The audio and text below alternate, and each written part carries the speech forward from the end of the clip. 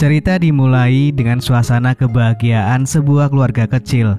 Sang suami Kyle dan istrinya Nicole hidup dengan bahagia bersama anak perempuan mereka Justin dan anak laki-lakinya Jason. Mereka saling mencintai dan menikmati setiap momen kebersamaan. Namun takdir tiba-tiba mengubah segalanya. Suatu hari ketika keluarga kecil ini tengah menikmati hari bersama, Kyle, sang kepala keluarga, tiba-tiba mengalami serangan jantung yang mengguncang mereka semua. Kebahagiaan yang mereka rasakan harus terhenti seketika karena cobaan yang tidak terduga ini. Tak lama setelah tahun berlalu, sejak kejadian tragis itu, Nicole dan kedua anaknya memutuskan untuk memulai lembaran baru di sebuah kota asing. Perubahan itu penuh harapan meskipun luka dari masa lalu dalam proses penyembuhan.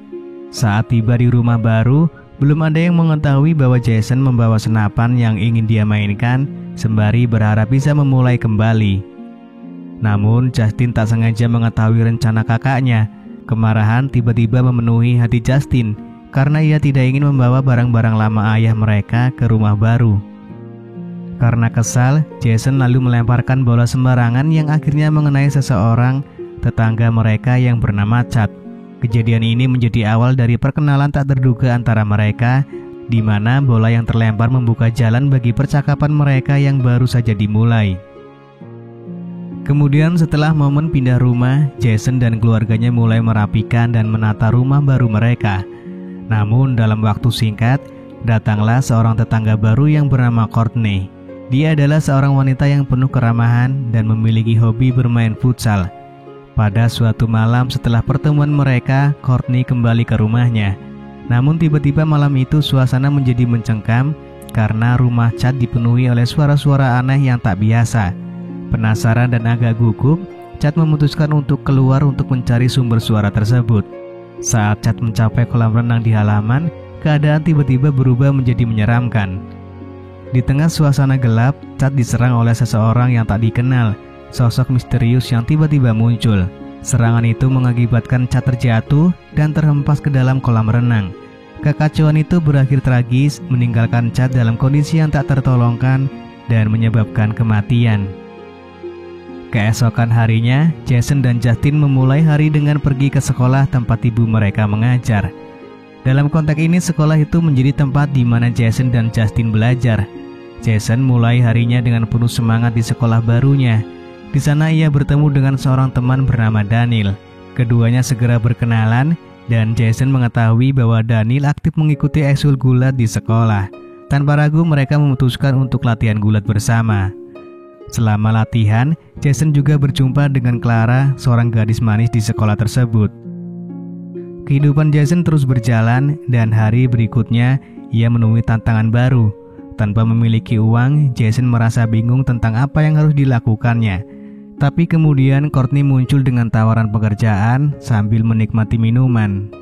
Saat berbincang-bincang, sebuah kejadian tak terduga terjadi ketika minuman yang dipegang oleh Courtney tumpah dan basahi roknya.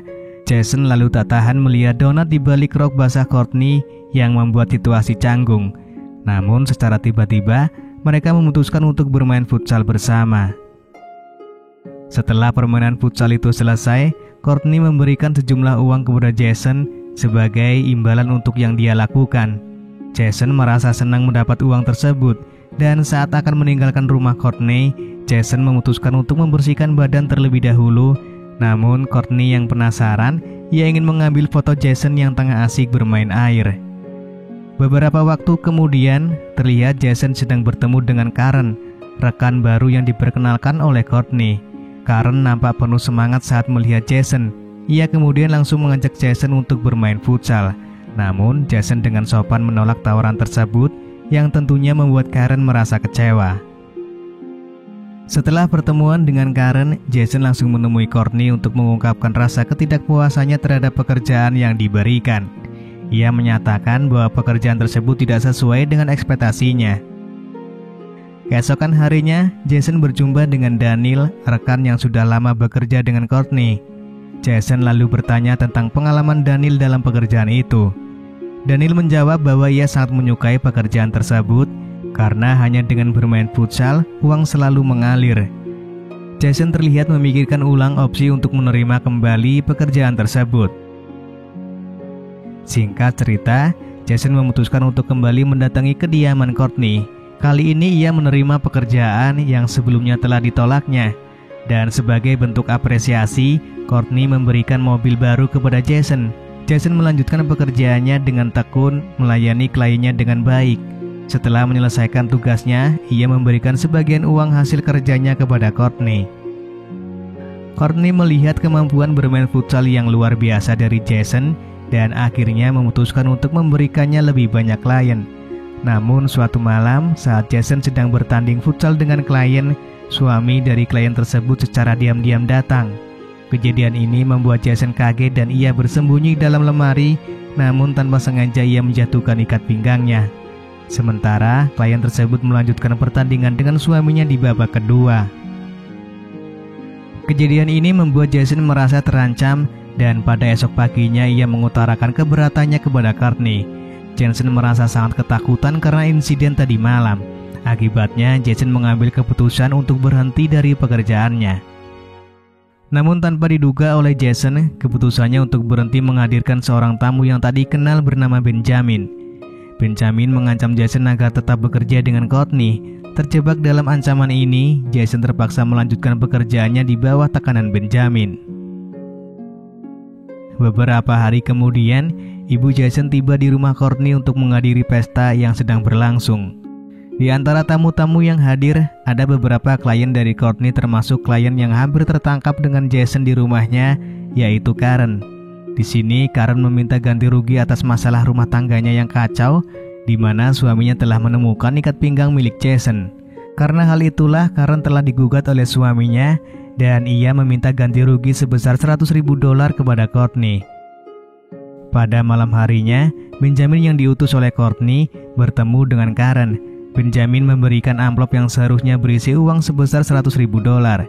Namun setelah membuka amplop itu, Karen sangat kecewa karena isi amplop tidak sesuai dengan harapan. Ketika mencoba meminta penjelasan, Benjamin malah mencekik Karen.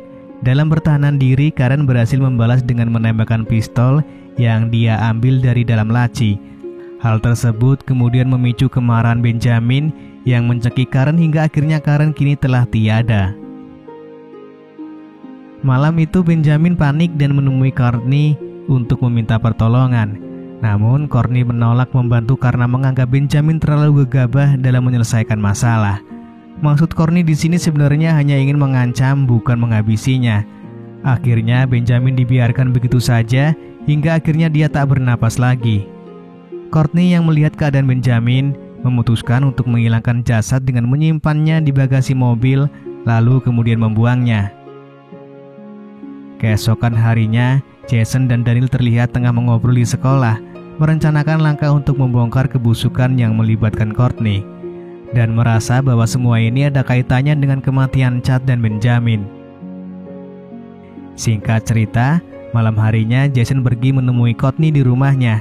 Pada saat yang sama, Courtney mendapat kunjungan istimewa dari wali kota. Courtney menyambut tamunya dengan senang, seolah-olah tak ada yang terjadi.